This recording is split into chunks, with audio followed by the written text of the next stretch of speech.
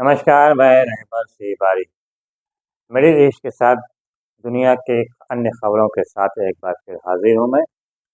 अगर आपने हमारे चैनल को सब्सक्राइब नहीं किया है तो विनती है, रिक्वेस्ट है, दरख्वास्त है कि हमारे चैनल को सब्सक्राइब ज़रूर से ज़रूर करें और ज़्यादा से ज़्यादा अपने व्हाट्सएप ग्रुप के ऊपर इसे शेयर भी करें। शुरुआत करते हैं मिडिल ईस्ट की खबरों से। मौजूदा समय में मिडिल ईस्ट एक बड़े युद्ध के मुहाने पर खड़ा हो गया है। किसी भी समय एक बड़ा युद्ध मिडिल ईस्ट में शुरू हो सकता है। अमेरिकन टाइम्स ने एनएनएम न्यूज़ के हवाले से खबर लिखा है कि ईरान ने इसराइल पर हमला करने की पूरी तरह से तैयारियां कर लिया है और इस बार का जो हमला होगा वो काफ़ी ज़ोरदार होगा और ये ऐसा हमला होगा जो इसराइल में काफ़ी तबाही मचाएगा। और ये अनुमान लगाया जा रहा है कि इस प्रकार का जो हमला है वो 5 नवंबर यानी कि 5 नवंबर को राष्ट्रपति का चुनाव है अमेरिका में, उससे पहले पहले ईरान जो है वो इसराइल पर हमला कर सकता है।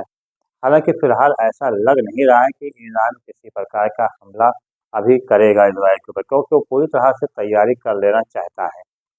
डिप्लोमेटिक तरीके से ईरान इसराइल को काफ़ी अलग थलग करने की कोशिश भी कर रहा है और दुनिया के अन्य देशों का सहयोग भी वो पाने के प्रयास में लगातार लगा हुआ है। और यही वजह है कि अगर देखा जाए तो चाहे वो सऊदी अरब हो, जितने भी अरब कंट्रीज़ हैं और जितने भी 56 जो मुस्लिम कंट्रीज़ हैं, वो धीरे-धीरे एक-एक करके अब ईरान के पीछे खड़े होना शुरू हो गया है। हालांकि खुलकर अभी भी कोई सामने आने को तैयार नहीं है, लेकिन इसके बाद भी चाहे ओमान हो, कतर हो या अन्य जो इस्लामिक देश हैं, वो ईरान के साथ समर्थन में अब खड़े होते हुए नज़र आ रहे हैं। और जिस प्रकार से ईरान के राष्ट्रपति ने सीधे तौर पर कहा भी है कि हम अपने को सुरक्षित रखने के लिए हमला करने के लिए तैयार हैं और हम हमला कर भी सकते हैं। यहाँ तक इनके जो रक्षा मंत्री हैं, उन्होंने भी सीधे तौर पे कहा कि हम इस बार जो हमारा हमला होगा वो काफ़ी भयानक होगा और इजराइल का नाम तो नक्शे से, इजराइल के नक्शे, दुनिया के नक्शे से हम समाप्त करने को तैयार हैं। उधर ईरान के सुप्रीम लीडर सैयद अली खामनाई ने भी सीधे तौर पे कहा है कि अब यहाँ के जो सैन्य अधिकारी हैं उनको ये निर्णय लेना है कि किस प्रकार से वो इसराइल पर हमला करते हैं। इधर ईरान हमला करने की तैयारी में है तो उधर हिजबुल्लाह जो है वो लगातार इसराइल के ऊपर अपने जो हमले हैं वो तेज़ करता हुआ नज़र आ रहा है। इसराइल को देखा जाए तो इसराइल ज़मीनी जो लड़ाई है उसमें पिछड़ता हुआ नज़र आ रहा है और कोशिश कर रहा है जहाँ-जहाँ से भी घुसने की तो उसे नुकसान ही उठाना पड़ रहा है। अभी देखा जाए तो आज ही की बात किया जाए तो यरूशलेम पोस्ट के अनुसार हालांकि यरूशलेम जो है वो इसराइल का गोदी मीडिया है, लेकिन अब जो इसराइल के गोदी मीडिया हैं उन्होंने भी दबी ज़बान में अब लिखना शुरू कर दिया है कि जो इसराइल में तबाही मच रही है। क्योंकि जिस प्रकार से इसराइल में लगातार तबाही मच रही है, वहाँ पे विरोध भी अब बढ़ता चला जा रहा है और लोग सड़क पर उतरना शुरू कर दिया है। अगर आपको हम बताएं, अगर आप गौर कीजिए तो चाहे अमेरिका हो, इसराइल हो या नाटो के जो अन्य देश हैं, अभी तक उन्होंने अपनी धरती पर कोई भी जंग नहीं लड़ी है। हमेशा दूसरे की धरती पर जंग लड़ा, चाहे वियतनाम हो, अफगानिस्तान हो, इराक हो या मौजूदा समय में यूक्रेन हो।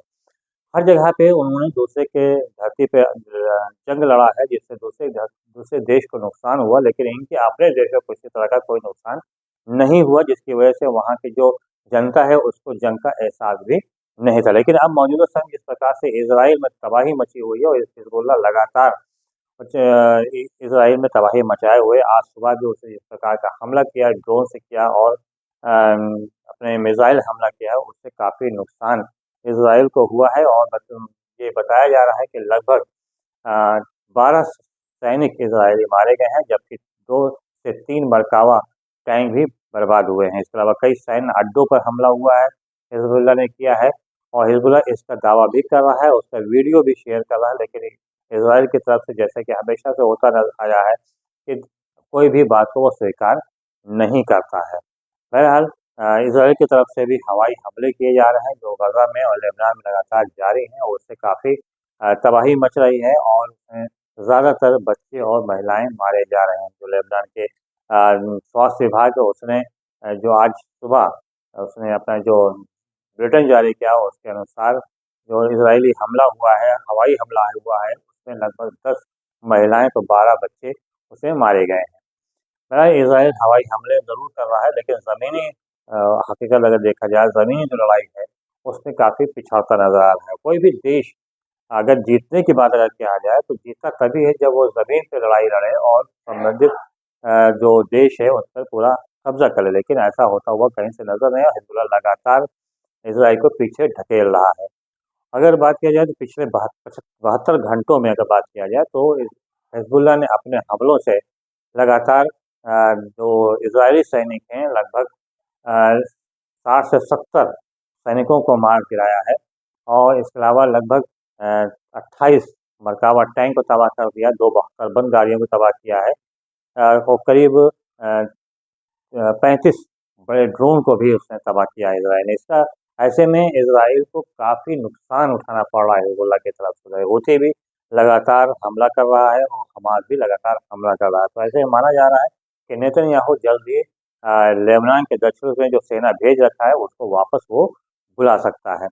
और सीज़ फायर की बात चल रही है, लेकिन फिलहाल हमास ने किसी प्रकार के सीज़ फायर की बात करने से इनकार कर दिया। हिजबुल्लाह ने भी इनकार किया है, और सीधे तौर पे कहा सीज़ फायर तभी होगा जब फ़लस्तीन को एक पूर्ण राज्य का दर्जा दे दिया जाएगा और उनको उनका हक दिया जाएगा। फिलहाल ऐसा होता हुआ कुछ नज़र भी नहीं आ रहा है। नई खबर के साथ फिर हम आपके साथ हाजिर होंगे।